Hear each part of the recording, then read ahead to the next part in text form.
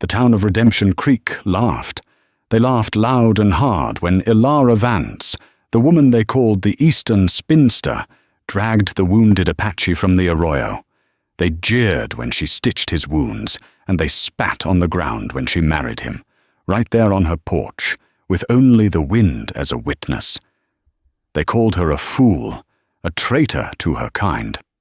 But the dusty citizens of Redemption Creek didn't know who he was. They didn't know the secret he carried, a secret that would burn their comfortable world to the ground or make him a king. The laughter. Well, the laughter was about to die in their throats. Redemption Creek, Arizona Territory, 1883. The town was a scab on the high desert, populated by men who had run out of luck and women who had run out of options. And then there was Ilara Vance. Ilara was an outcast by choice, which made her an outcast by force. She had come from Philadelphia 3 years prior, a trained nurse with a small inheritance, hoping the dry air would save her younger brother from consumption. It had not. When he died, Ilara stayed. But she didn't belong. She was too educated, too quiet, and she did not attend the weekly social. She lived in a small, fortified adobe house 2 miles out of town, tending her garden and her grief. The town, led by the unchallenged authority of Silas Croft, the banker and landowner, tolerated her. She was the one they called when a fever spiked or a bone needed setting. They used her skill, but despised her independence. The laughter began on a Tuesday in July. Ilara was returning from the mesas with a basket of bitterroot when she saw the buzzards. They circled low, near the dry creek bed. She found him collapsed against a sandstone bluff, a dark stain spreading from his side. He was Apache. Chiricahua, by the look of his beaded moccasins and the set of his jaw, even in unconsciousness. He was dehydrated, feverish, and had a deep bullet wound in his left side. Ilara was a healer. She saw only the wound. She got him onto her mule and, with agonizing slowness, brought him back to her home. The news traveled faster than a wildfire. By evening, a delegation was at her door. It wasn't a social call. Silas Croft stood on her porch, flanked by the Calloway brothers, Ike and Billy, 2 hired guns who served as his deputies. Sheriff Brody, a man whose spine seemed to be made of wet paper, lingered at the back. "Miss Vance," Croft said, his voice a smooth, oily baritone. He was a large man, always dressed in a fine wool suit despite the heat. "It has come to my attention that you are harboring a fugitive." "I am tending a wounded man, Mr. Croft," Ilara said, her hands tightly clasped. She stood in the doorway, blocking their view. "That man is a savage, likely from the band that's been raiding freight wagons near the pass." Croft sneered. "The good people of this town are not comfortable with him being here. Hand him over." "Hand him over for what? A rope?" Ilara's voice was low, but it didn't tremble. "He's gravely wounded. He will die without care." "That's the point, sweetheart," slurred Ike Calloway, spitting tobacco juice near her steps. "Good riddance." A low moan came from inside the house. Croft's eyes narrowed. "I am not asking, Miss Vance. I am the law here." "You are a banker, sir," Ilara countered. "Sheriff Brody is the law, and unless he has a warrant for a man he's never seen, for a crime you've only just invented, you will leave my property." Sheriff Brody had the decency to look ashamed. "Ilara, maybe it's best for the town's peace." "There is no peace in murder," she said. She stepped back and closed the door. She heard Croft's furious, muffled oaths. "This ain't over, Vance," he shouted.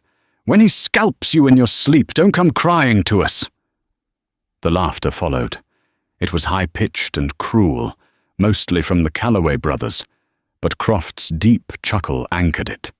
It echoed across the small yard, a sound of pure, unadulterated scorn. They rode away, leaving her alone with the dying man and the town's judgment. For 3 days, the man drifted on the edge of death. Ilara worked tirelessly, cleaning the wound, forcing broth and willowbark tea between his cracked lips. He was young, perhaps 25, with a strong, noble face beneath the grime, and a strange, crescent-shaped scar on his left cheek. In his delirium he spoke, not in Apache, but in perfect, unaccented English. "The water. It hides the door," he murmured, thrashing. "Jedediah's folly. No, Jedediah's faith." On the 4th day, the fever broke. His eyes, dark as obsidian, opened and focused on her. They held no fear, only an assessing, intelligent light. "You saved me," he rasped. "I stopped the bleeding," Ilara corrected, offering him water. "The rest was up to you. Who are you? Why were you shot?" "My name is Nakai," he said, his voice gaining strength. "I was searching for a place. The men who shot me, they were wearing miner's boots. They wanted what I have." "What do you have?" Nakai's hand went to a small, beaded medicine pouch around his neck. "A memory." Their conversation was cut short by the sound of riders. It was Croft again, and this time he'd brought half the town. "Ilara Vance!" Croft bellowed. "You have one last chance. Bring out the savage or we burn you out." Ilara's face went pale. Nakai, hearing the threat, pushed himself up on one elbow, his hand instinctively reaching for a knife that wasn't there. "They will kill you," he said, his voice flat. "And then me." "They will not," Ilara said, her mind racing. She was a woman alone. She had no legal standing, but a married woman. A married woman's property was her husband's. A married woman was not alone. It was a desperate, insane gamble. She turned to him, her eyes fierce. "Nakai, do you understand the white man's law?" "I understand it is changeable," he said. "Under our law, a man and woman can marry by declaration, by mutual consent, in front of witnesses. You have no witnesses," he pointed out. "They are our witnesses," she cried, gesturing to the mob outside. "They are here to see it." She grabbed her father's heavy Bible from the shelf. "What are you doing?" he asked, stunned. "Saving our lives. Do you consent, Nakai?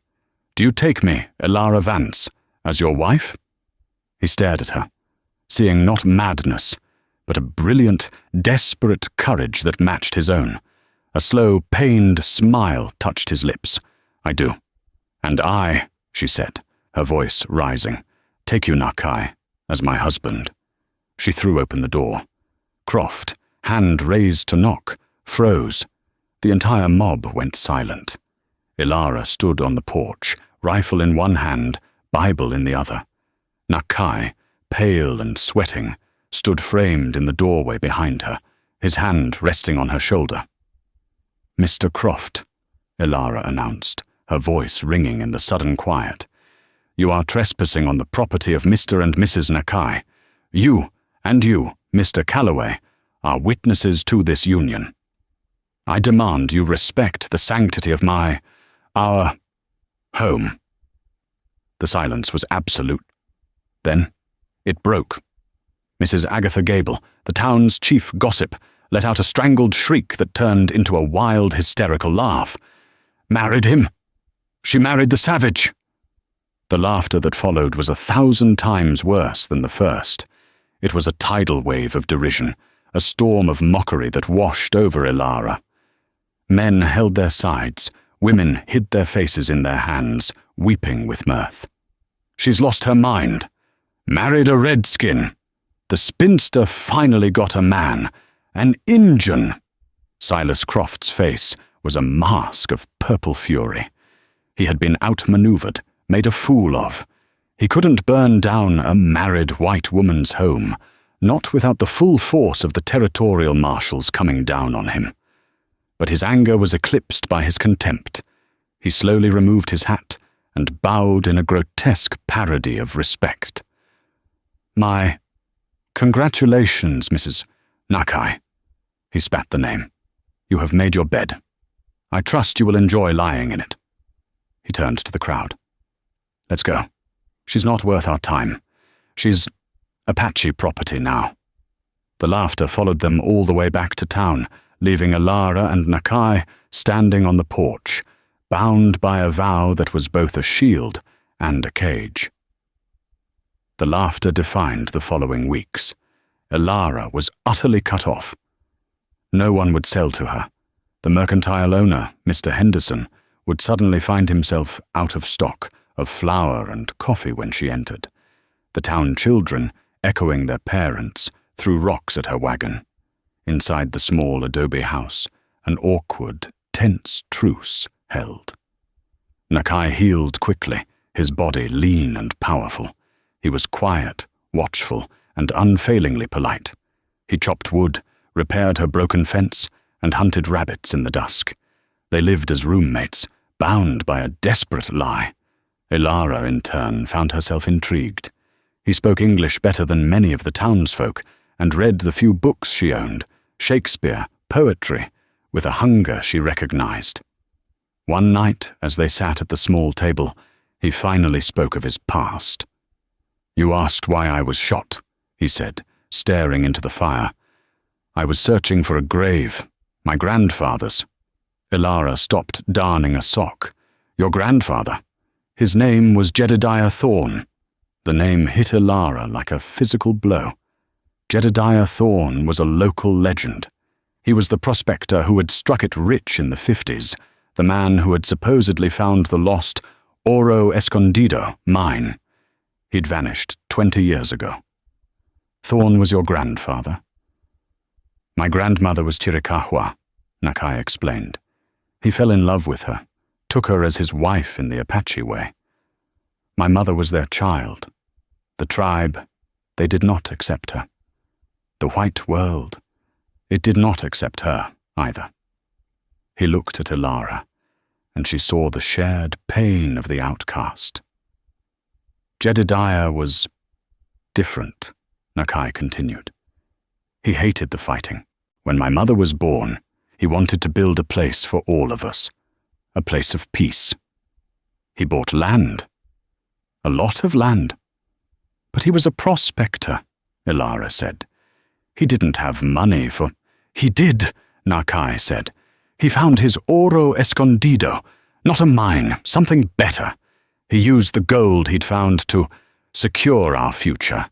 He registered it, legally, in Santa Fe. Then he vanished. Some say his partner killed him. Some say he just returned to the mountains.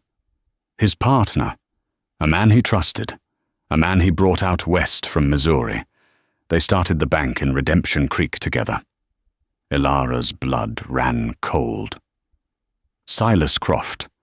"The same," Nakai confirmed. "Croft told everyone Jedediah ran off or was killed by Apache, and that the mine was a myth. Croft took over the bank, the land, everything.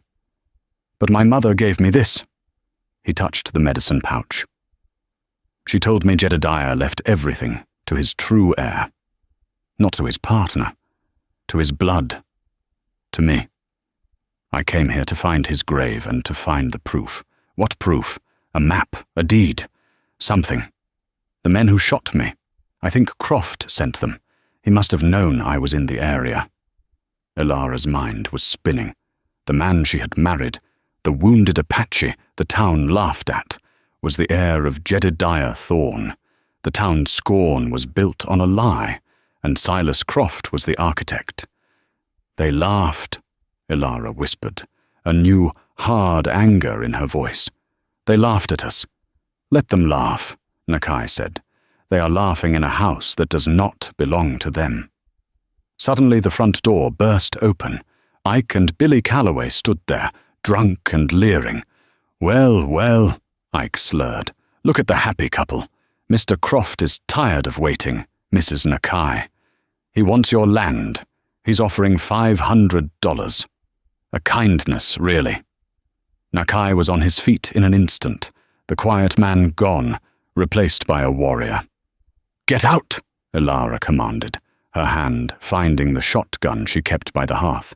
"Ooh, feisty," Billy laughed.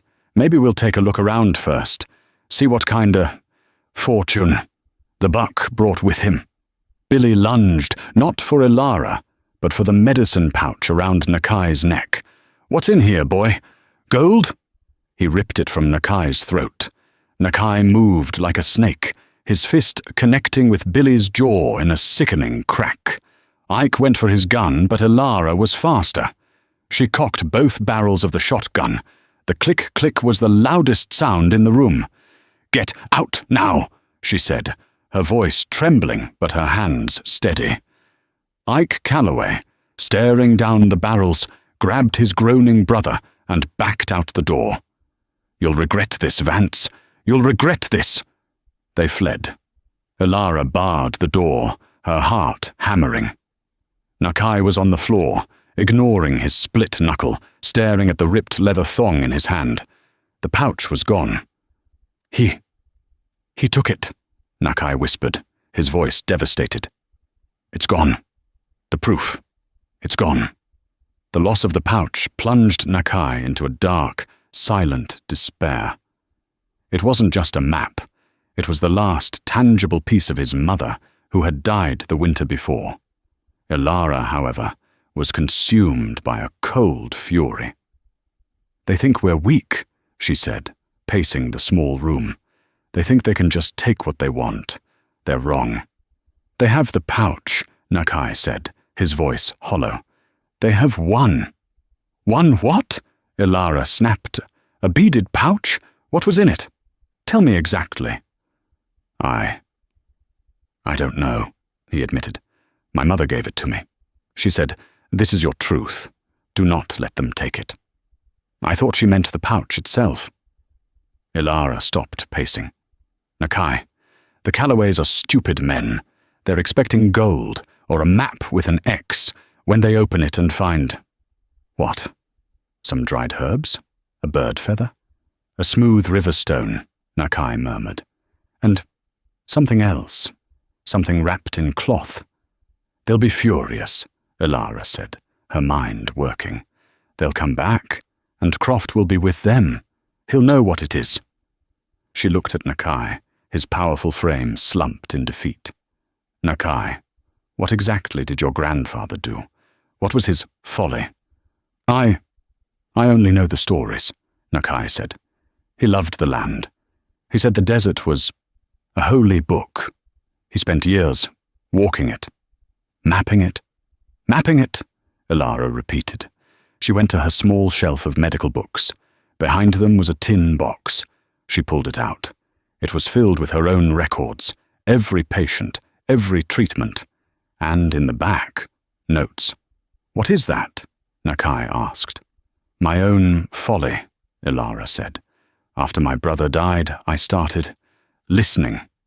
Mrs. Gable, when I set her daughter's arm, she complained that Mr. Croft was fencing in the whole world. Mr. Henderson, at the Mercantile, he worried that Croft's deed to the town spring was shaky. Sheriff Brody, when he's deep in his cups, he once muttered that Silas Croft built this town on a dead man's handshake." She spread the papers on the table. "Croft doesn't own this valley, Nakai. He's bluffing. He has been for 20 years.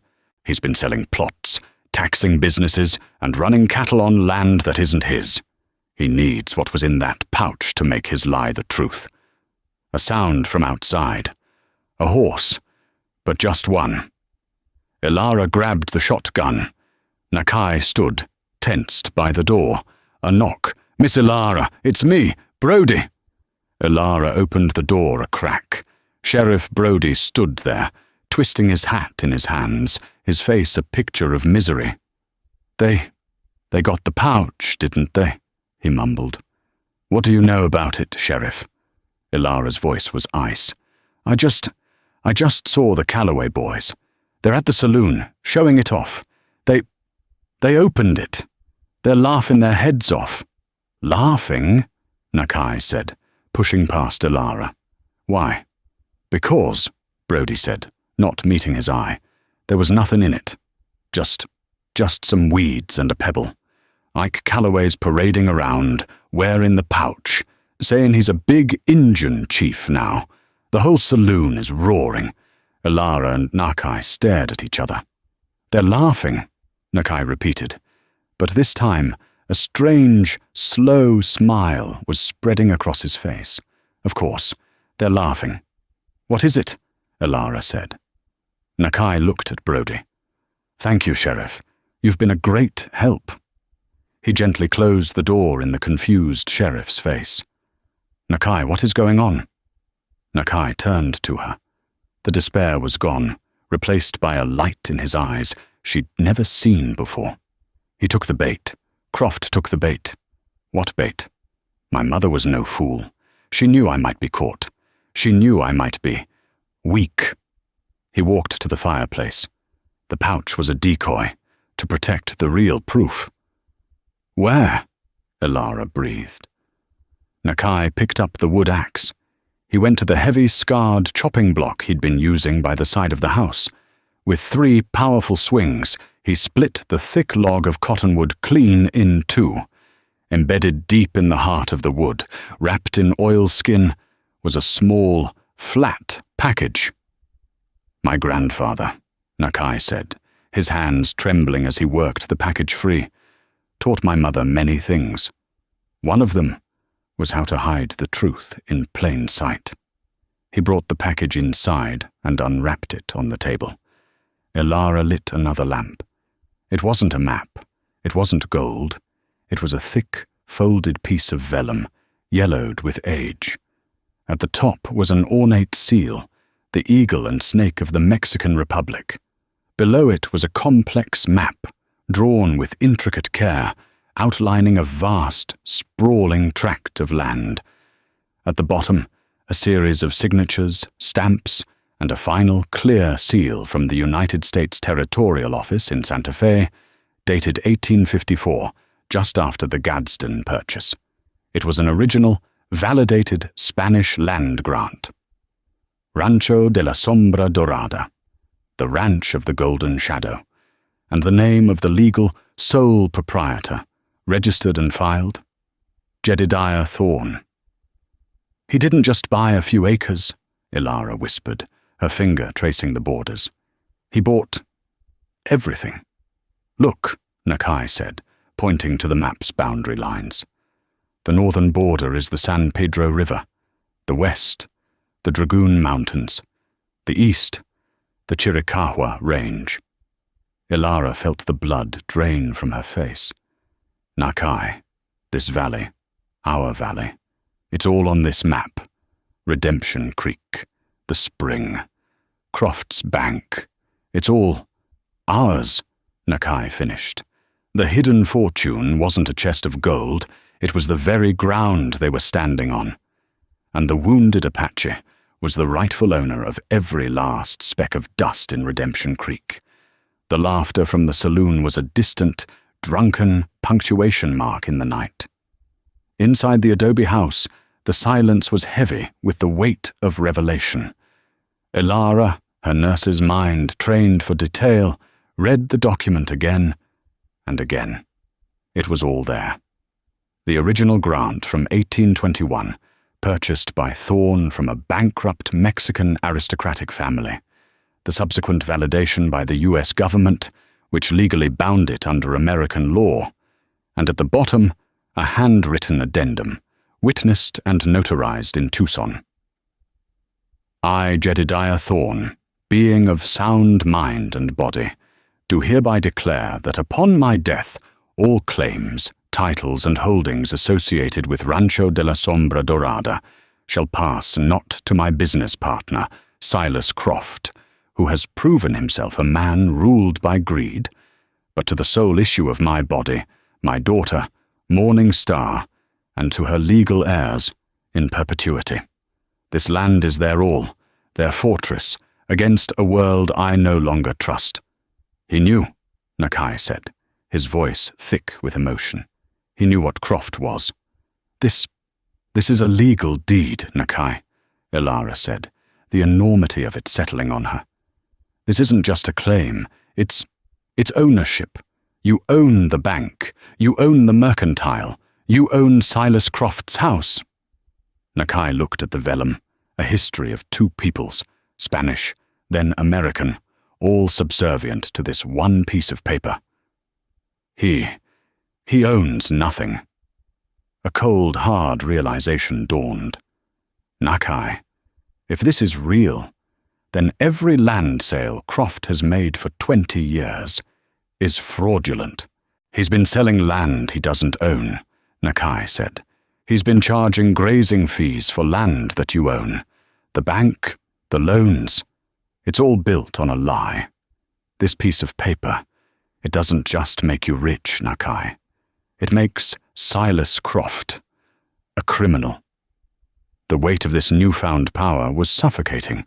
Ilara looked at Nakai, the man who had been a pariah, a savage to be laughed at or hung.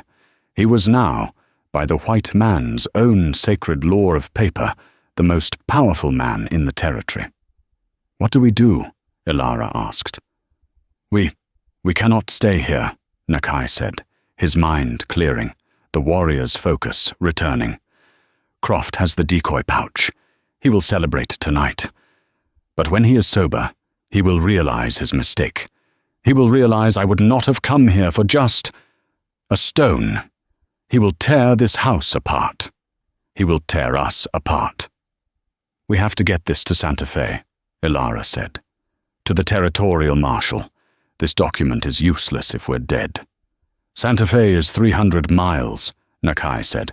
"We'll need your wagon. We'll need supplies." "We can't buy supplies," Ilara reminded him.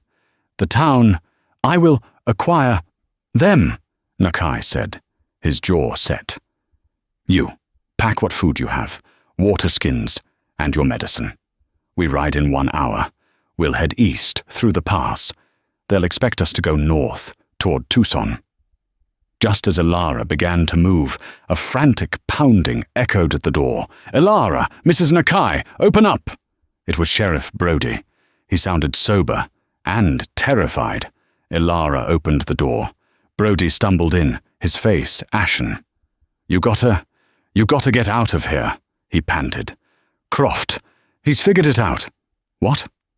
"Ike Calloway. He's not as stupid as he looks. He was bragging about the pouch, and he mentioned Nakai's name, Jedediah Thorne." Brody looked at Nakai. "Croft, his face. I've never seen him like that. He went white. He smashed a bottle. He said, Thorne's brat. After all these years, he's come for the deed. He's rounding up the Calloways and every man who owes him money. He's not coming to arrest you, Ilara. He's coming to erase you." A shot rang out in the night. A second, then a volley. "They're coming," Nakai said grimly. He looked out the small window. Torches, a dozen torches, bobbing in the darkness, coming from town. "The wagon, it's too slow," Ilara said, her voice shaking. "The horses then," Nakai said, grabbing her rifle and his knife. "Brody, you have to delay them." Sheriff Brody looked at the oncoming mob, then at the deed on the table, then at Ilara's desperate face. The wet paper in his spine began to stiffen. He had spent 20 years living on scraps from Croft's table, swallowing his own shame. This is what he was afraid of," Brody murmured, touching the vellum. "This is why he's had the whole county in his fist. He's been a king on stolen land. Are you going to help us, or are you going to help him?" Ilara demanded. Brody unholstered his pistol. I'm the law, and that's a legal deed. What he's doing, that's a lynch mob." He took a deep breath. "Go, out the back, ride for the pass. I'll give him a parley. Buy you some time." "Thank you, Sheriff," Nakai said, giving the man a nod of respect. Nakai grabbed Ilara's hand. "We must run." They fled out the back of the adobe, into the darkness of the mesquite. Behind them, they heard Sheriff Brody's voice, suddenly loud and authoritative. "Hold right there, Mr. Croft. In the name of the law, I demand you state your business." Silas Croft's enraged roar answered him. "The law! You work for me, Brody. Now get out of my way, or I'll burn you with them." A single shot cracked the night. Then silence. The shot froze Ilara. "Brody, we cannot help him." "We go," Nakai said, pulling her toward the small stable. The horses were nervous, smelling the smoke and fear. As Nakai quickly saddled them, another voice cut through the night, Ike Calloway's. "He shot the sheriff! Brody's down! The Injun shot the sheriff!" "A lie," Nakai growled, helping Ilara mount. "A smart one." "They'll have a posse," Ilara whispered, terrified. "They'll have a reason to hunt us now." "They had a reason before," Nakai said, leaping onto his own horse. "This just makes it legal." He looked back at the house. The torches were surrounding it. "He shot him from inside," Billy Calloway yelled. "He's barricaded." "Burn it!" screamed Croft. "Burn it to the ground! I want nothing left but ash!" The first torch arced through the air, landing on the dry roof of the stable. "Go!" Nakai shouted, striking Ilara's horse on the rump. They burst from the shadows, riding low and fast, away from the path to town, heading straight for the dark, jagged outline of the mountains. They rode past their own home, now becoming a beacon. The mob, engrossed in their work, didn't see them at first. "There!" a man shouted. "They're getting away!" A few stray shots whined past them in the dark, but Ilara and Nakai had the better horses, and the cover of night. They plunged into a deep arroyo, the sounds of the mob fading behind them. They rode for hours, pushing the horses to their limit, climbing into the rocky, treacherous high country that Jedediah Thorne had once mapped. They didn't stop until the horses were lathered and trembling, and the first grey light of dawn touched the eastern sky. They found a small, hidden spring in a box canyon, a place Nakai seemed to know. "We rest here," he said. Ilara all but fell from the saddle, her body aching. She looked back the way they had come. A thin plume of smoke rose from the valley floor, miles away. Her home, her books, her brother's grave, all gone. "He burned it all," she wept, the tears finally coming. Nakai came to her, his face grim. He put a hand on her shoulder. "He burned a house. He did not burn the land. The land is ours." "If we live to claim it," Ilara said. She took a breath, the nurse's pragmatism taking over. "The deed. Is it safe?" Nakai tapped his chest. He had secured the oilskin package inside his shirt. "It is." They were fugitives, wanted for the murder of a sheriff. "Brody, he tried to help us," Ilara said. "He did, and Croft murdered him for it," Nakai said. "Now we have 2 crimes to lay at his feet: fraud and murder." The next 3 days were a blur of hard riding, cold camps, and constant fear. Nakai was a ghost in the mountains. He knew paths that weren't on any map, ways through solid rock, how to find water where there was only dust. Ilara saw the man he was before he was wounded, a leader, a survivor. But Croft was relentless. He had the power of the town behind him. He'd sent riders to Tucson and to Fort Huachuca, claiming a band of renegade Apache, led by a white woman, had murdered the law and burned the town. He'd posted a bounty. On the 4th day, near the New Mexico border, the Calloway brothers caught up to them. They were ambushed in a narrow pass. A rifle shot echoed, and Ilara's horse screamed and fell, pinning her leg. "Ilara!" Nakai wheeled his horse, pulling his knife, a suicidal charge against 2 rifles. "We got you now, Chua! Chief!" Ike Calloway jeered, stepping from the rocks, his rifle leveled. Billy was right behind him.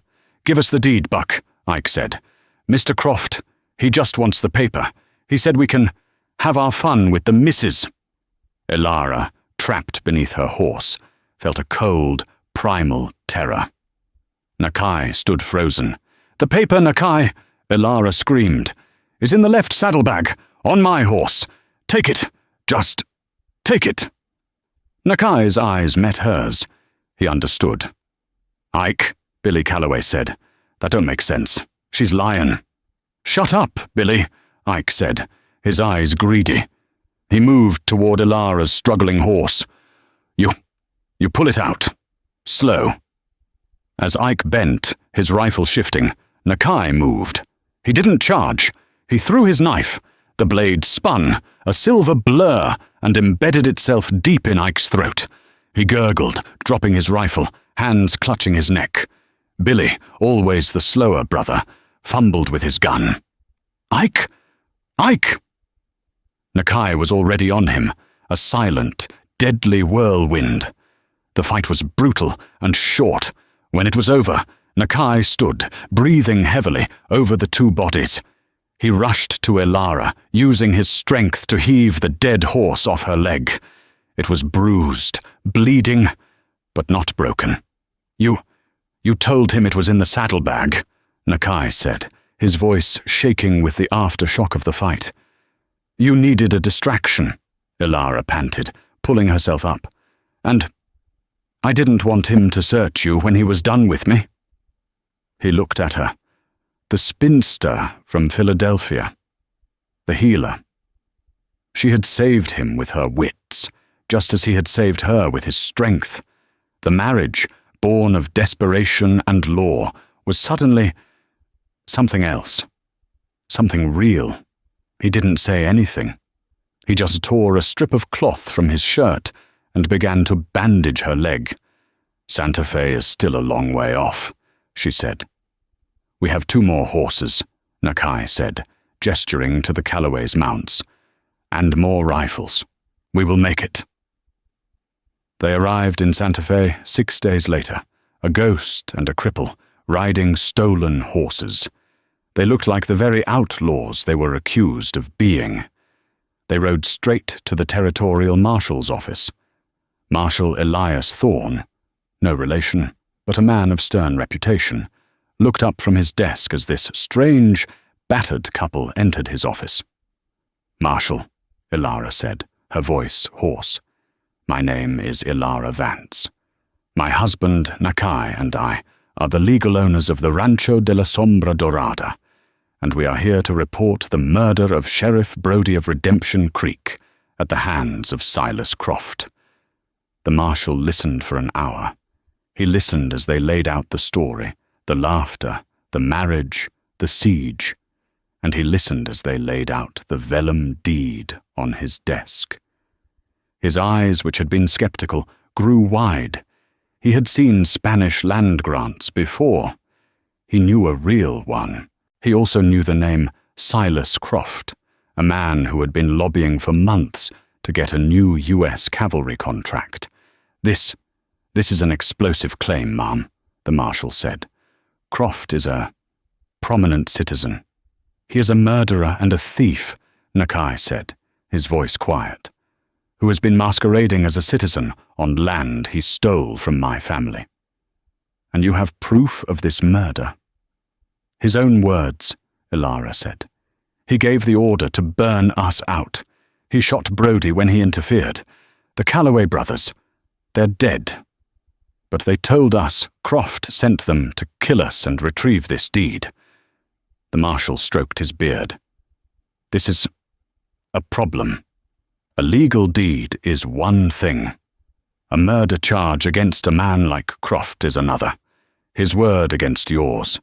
And you, son," he said to Nakai, "are Apache, and you, ma'am, are his wife. The court will question your testimony." "Then come back with us," Elara said. "What?" "Come to Redemption Creek, Marshal. Come unannounced. Bring this deed. Bring your deputies. See what happens when the real law shows up. See what the king does when he finds out his castle is made of paper." Marshal Thorne looked at the deed, then at the fierce, exhausted woman and the deadly quiet man beside her. He smiled a thin, grim smile.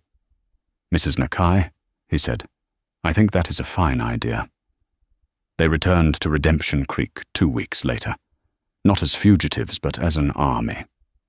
Elara and Nakai rode in the center of a column of 6 U.S. deputy marshals, led by Elias Thorne himself. They rode into town on a Saturday, when the main street was full. The laughter started again, at first. The townsfolk saw them. "Look, it's the Injun lover. She's back, and she brought her buck." But the laughter died instantly as they saw the badges. The men in dusters fanned out, securing the street. Silas Croft was on the porch of the saloon, holding a glass of whiskey. He saw them. He saw Marshal Thorne, and his face, which had been so full of fury, went a deathly, chalky white. He knew.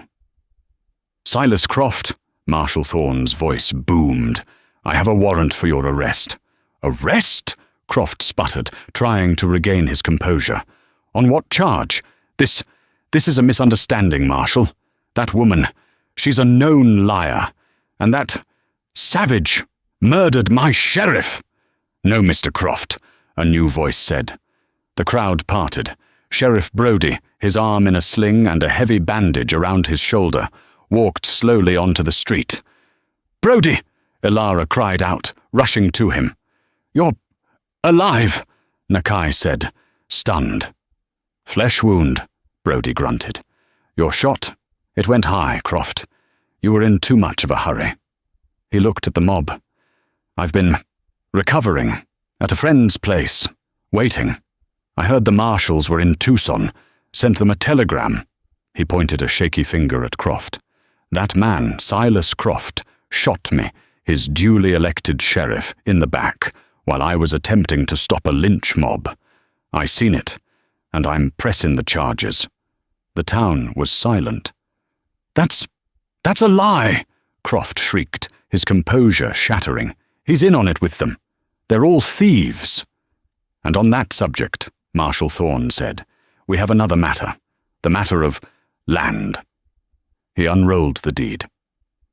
"By the authority of the United States government and the validation of Spanish land grant, Rancho de la Sombra Dorada, this document proves that all land in this valley, the town, the springs, the grazing pastures, is the sole property of its legal heir." The marshal looked at the stunned, silent crowd. He pointed to Nakai. "Mr. Nakai, Jedediah Thorne's grandson. If the first revelation was a shock, this was an earthquake. Mrs. Gable fainted. Mr. Henderson, the mercantile owner, dropped a bag of beans. He owns it," Henderson whispered. "He owns my store." "He owns my house," another man said. All the laughter, all the scorn, all the mockery had been directed at their landlord. Croft, seeing it all unravel, made a desperate move. He grabbed for the gun of a man next to him, but he was no gunman. He was a banker. Nakai, who was a warrior, was on him before he could even raise the barrel. He didn't kill him. He didn't even hit him. He just disarmed him, as one would a child, and held him in an iron grip. "It's over, Silas," Nakai said, his voice calm.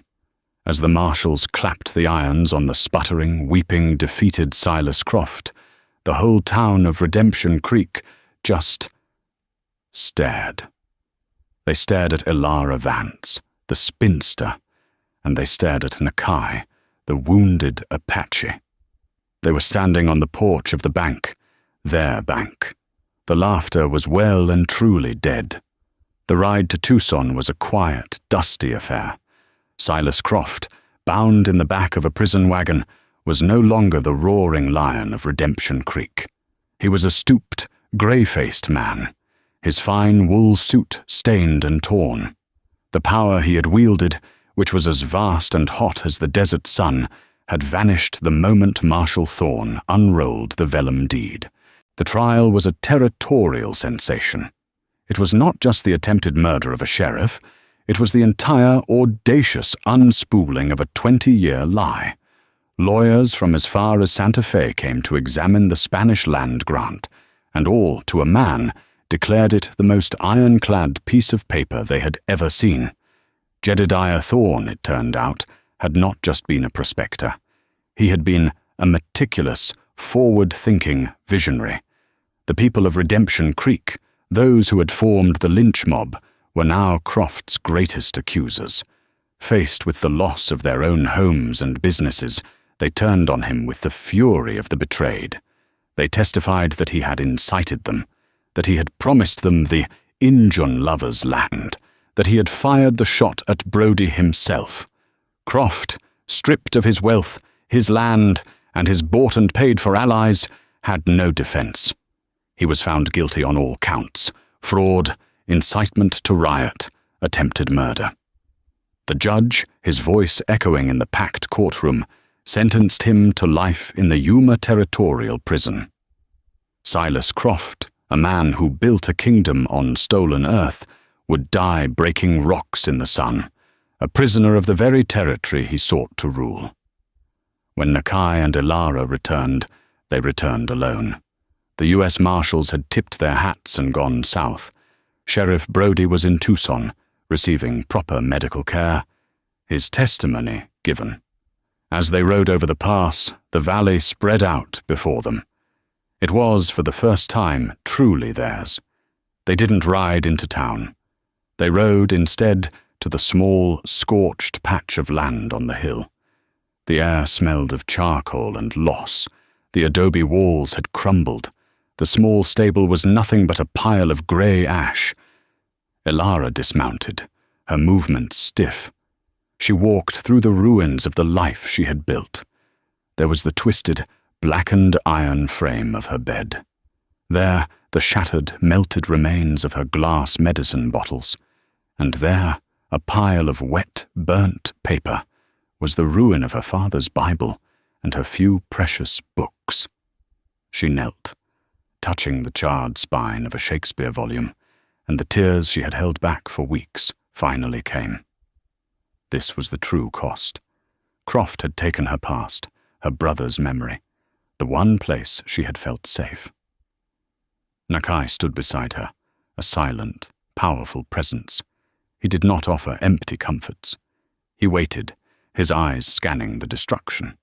He looked at the foundation stones of the house, blackened but solid. He bent and picked up a heavy piece of sandstone, still intact. "The fire," he said, his voice quiet but clear, "cannot burn the stone. He burned the wood, Ilara. He burned the paper. He did not burn the foundation." Ilara looked up, her tears streaking the soot on her face. He held the stone out to her. "This is ours," he said. "The land is ours. The stone is ours. We will build a new house, a real house, one that the wind cannot move and the fire cannot take." She took the stone. It was heavy and real. It was a promise. She nodded, wiping her eyes. "Yes," she whispered. "Yes, we will." With stone. They made camp on their hill that night, a single campfire where a house had once stood. The smoke from their fire was a signal, a beacon visible to the entire town. In Redemption Creek, panic had set in. "He's back," Mr. Henderson muttered, staring up at the distant fire. "He's just sitting up there, watching. He owns it all," Mrs. Agatha Gable wailed to a small, terrified group of women. "He owns my house. He owns the church. We're squatters. He'll give it all to the Apache.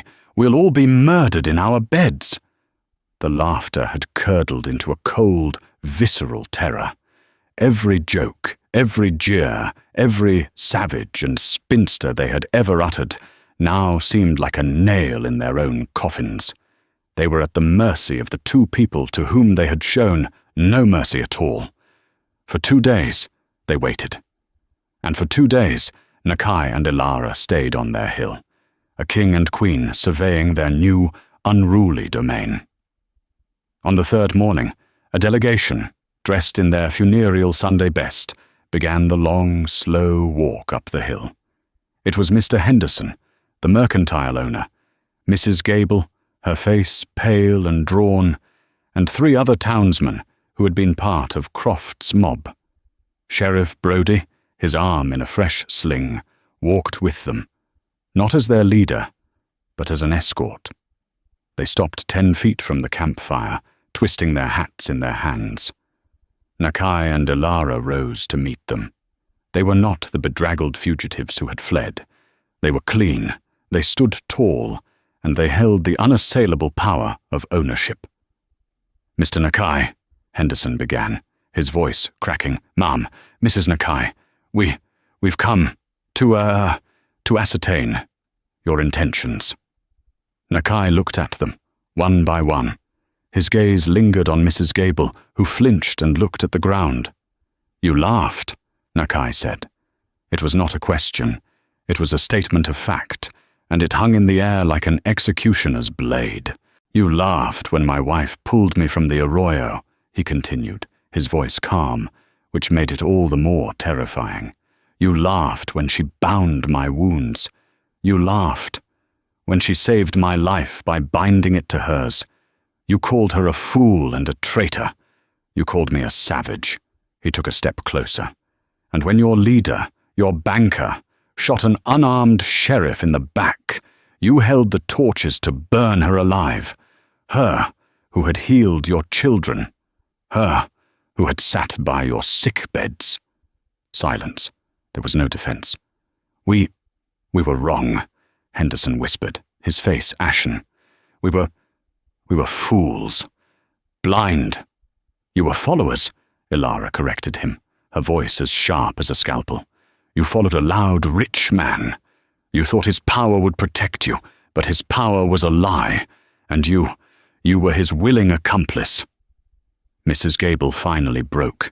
She fell to her knees, a move so sudden it was shocking. "Please, Mrs. Nakai, Ilara, please! We're so ashamed. We were just so wrong. Please don't cast us out. We have nowhere to go. This is our home." The plea, home, hung in the air. Nakai looked at Ilara, a long, silent conversation passing between them.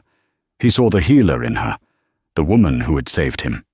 She saw the leader in him, the man his grandfather had trusted. He turned back to the delegation. "Get up, Mrs. Gable, we are not savages." He walked to the edge of the hill, looking down at the small, dusty town.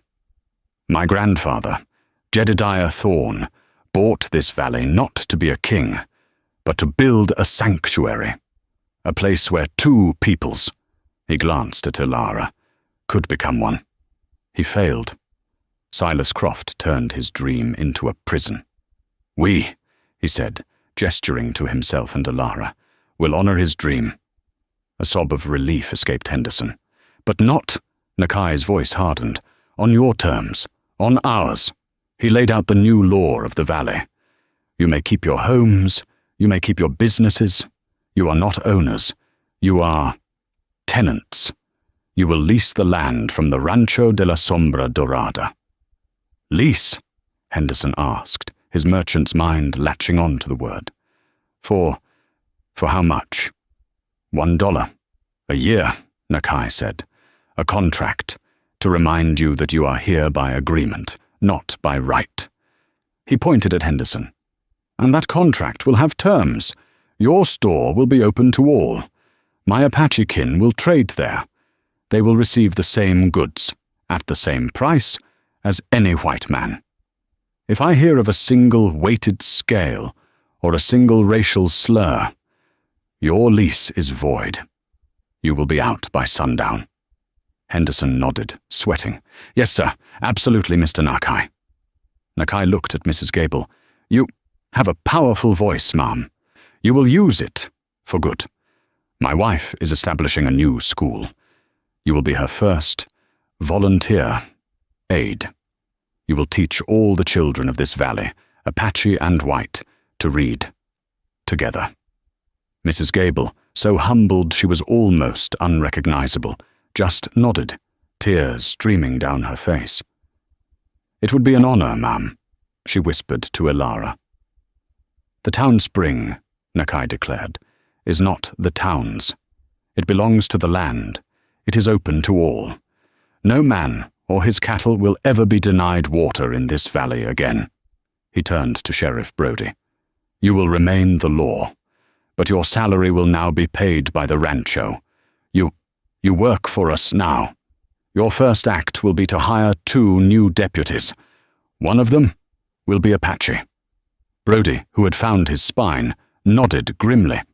"Aye, that seems fair."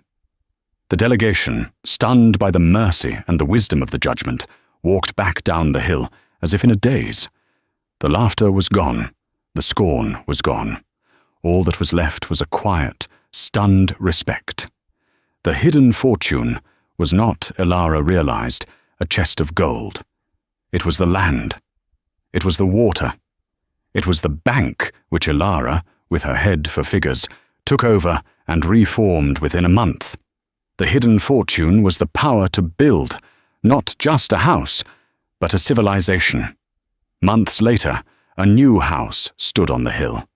It was made of stone, as Nakai had promised, with a wide porch that overlooked the entire valley. It was a ranch house, the center of the Rancho de la Sombra Dorada. In the town below, a new schoolhouse was being built. In the mercantile, Ilara watched as Mr. Henderson, politely and fairly, traded flour and blankets with a Chiricahua woman. The bank, now under the Thorn Valley name, was issuing its first loan, not to a cattle baron, but to a small family, to buy seed. That evening, Ilara and Nakai sat on their new porch. The marriage, born of a desperate lie to shield them from the law, had become the truest thing in their lives. He was not Apache, and she was not spinster. They were home. "They've stopped laughing," Ilara said quietly, leaning her head on his shoulder. Nakai put his arm around her, his hand resting on the woman who had saved him, and whom he had, in turn, made a queen.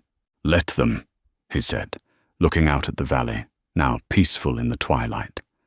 They were laughing in the dark, at shadows. The fortune was just waiting for the light. And so, the outcast healer and the wounded warrior found their fortune. It wasn't just the gold in the hills or the acres of land. It was the home they built in each other, a fortress against a world that had only ever offered them scorn. The laughter of Redemption Creek died, replaced by the quiet respect owed to Ilara and Nakai, the true founders of the valley. Their story is a powerful reminder that the person you mock today might just own the ground you stand on tomorrow. What did you think of Ilara's courage and Nakai's hidden claim? Do you think the town deserved the mercy they were shown? Let me know your thoughts in the comments below. If you loved this story of justice and hidden fortunes, please hit that like button, share it with a fellow Western fan, and most importantly, subscribe to our channel for more tales of the Wild West's hidden history. Click that bell so you never miss a new story.